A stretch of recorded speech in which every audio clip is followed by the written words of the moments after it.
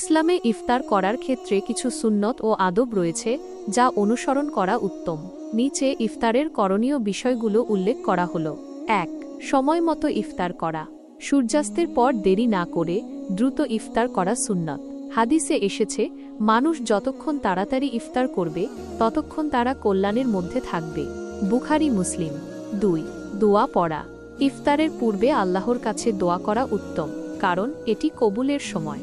ইফতারের সময় এই দোয়াটি পড়া সুন্নাত। আল্লাহুম্মা লাকা সামত ওয়া আলা রিজকিকা আফতারত। উচ্চারণ: আল্লাহুম্মা লাকা সুমাতু ওয়া আলা রিজকিকা আফতারতু। অর্থ: হে আল্লাহ, আমি তোমার জন্য রোজা রেখেছি এবং তোমারই দেওয়া রিজিক দ্বারা ইফতার করছি। আবু দাউদ। ৩.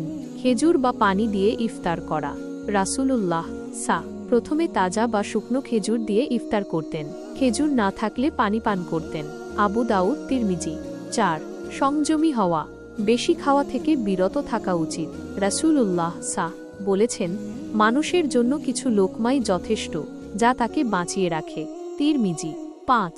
পরিবার ও অন্যদের সাথে ইফতার করা।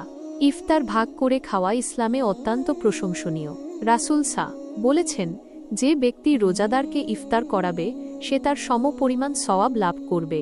তিরমিজি। ৬. ইফতারের পর মাগরিব নামাজ আদায় করা। ইফতার করার পর বেশি দেরি না করে মাগরিবের নামাজ পড়া উচিত। এই সুন্নত ও আদবগুলো মেনে চললে ইফতার আরও বরকতময় ও সওয়াবের কাজ হবে।